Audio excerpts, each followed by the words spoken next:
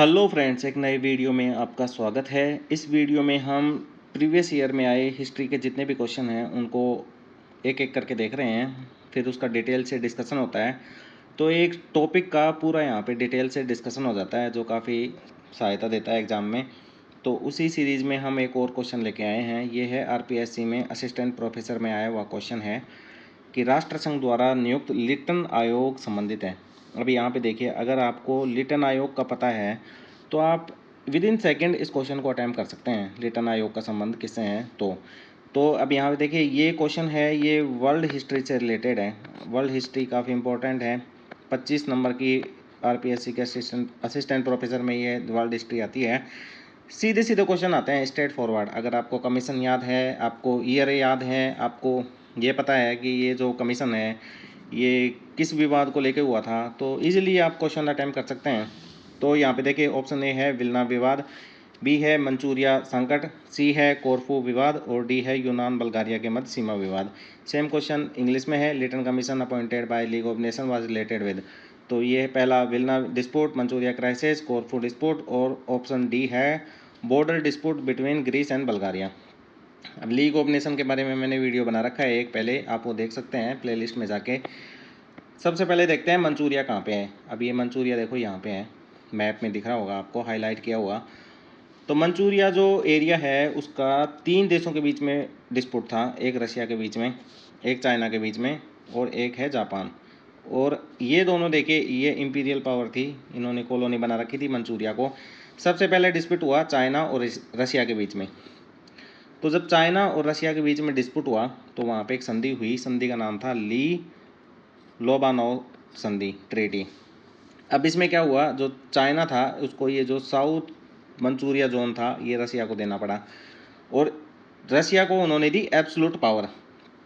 फिर उसके बाद एक युद्ध होता है, और वो युद्ध काफ़ी इम्पोर्टेंट होता है, और मतलब हिस्ट्री में उस युद्ध को ऐसे याद किया जाता है कि ये जो इम्पीरियल पावर हैं ये भी मतलब हार सकती हैं। पहले एक कंसेप्ट था कि इम्पीरियल पावर तो कभी हार ही नहीं सकती। इम्पीरियल पावर मतलब जो साम्राज्यवादी शक्तियाँ थी, जैसे सबसे बड़ी उस टाइम साम्राज्यवादी शक्ति थी वो थी ब्रिटेन। तो इंडिया के जो लीडर थे उनको भी ये पता था, उनको भी ऐसा लगता था कि ब्रिटेन कभी हार नहीं सकता।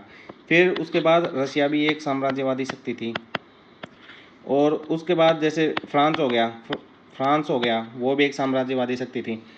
तो यहाँ पे 1904-05 में एक वेरी इंपॉर्टेंट एक इंसिडेंट होता है वर्ल्ड हिस्ट्री में। रशिया और जापान के बीच में वॉर होता है और जापान रशिया को हरा देता है। तो जब जापान रशिया को हराता है तो एक संधि होती है, संधि का नाम है पोर्ट्समाउथ ट्रीटी, पोर्ट्समाउथ संधि। अब यहाँ पे क्या होता है, रशिया जापान को ये साउथ मंचूरिया रेलवे ब्रांच देता है, ना कि रेलवे जोन।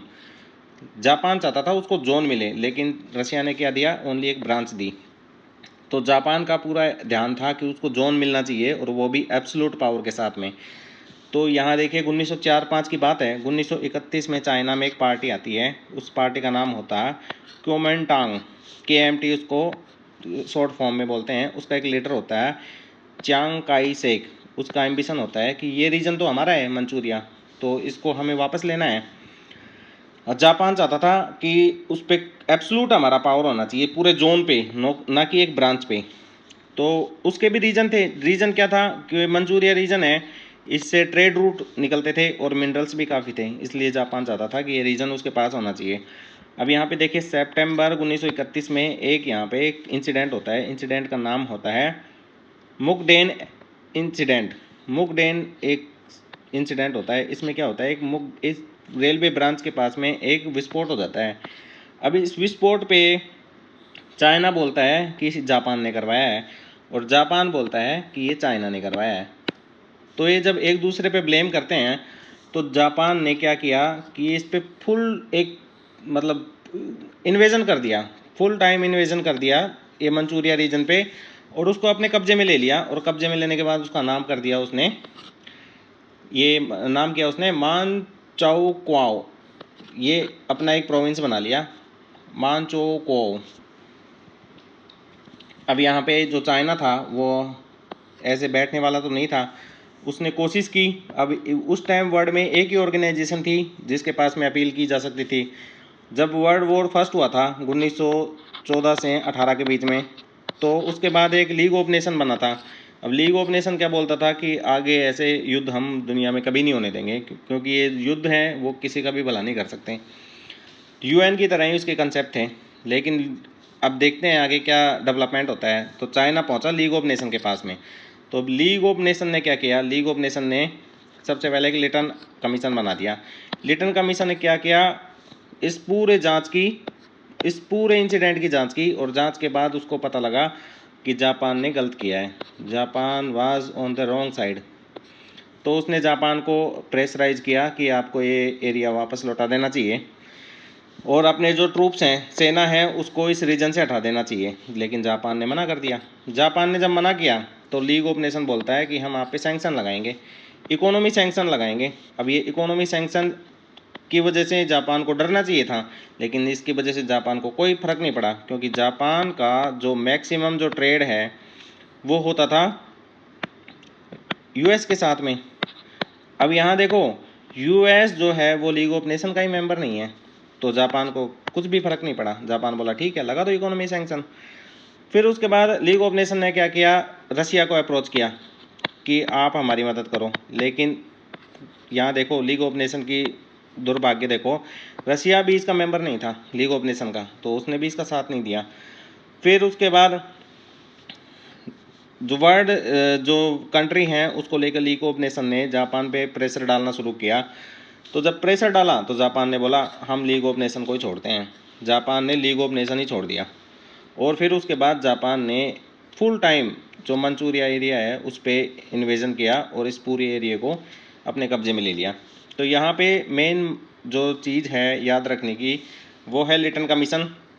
लिटन कमीशन क्यों अपॉइंट हुआ था, किसने अपॉइंट किया था, लीग ऑफ नेशन ने किया था। और जो लिटन कमीशन है वो कब अपॉइंट हुआ था ये भी पूछा जा सकता है। तो ये 1932 में अपॉइंट हुआ था लीग ऑफ नेशन ने अपॉइंट किया था। दूसरा, एक मुकडेन जो इंसिडेंट है उसके बारे में पूछा जा सकता है, किस इंसिडेंट का पार्ट है, तो ये मंचाओ क्राइसिस का पार्ट है।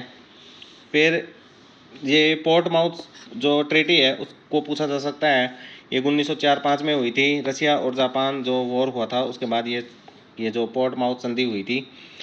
तो ये था वीडियो जो इस मंचूरिया क्राइसिस से रिलेटेड था। अगर आपको वीडियो पसंद आया तो लाइक शेयर सब्सक्राइब करना ना भूलें। Thank you so much.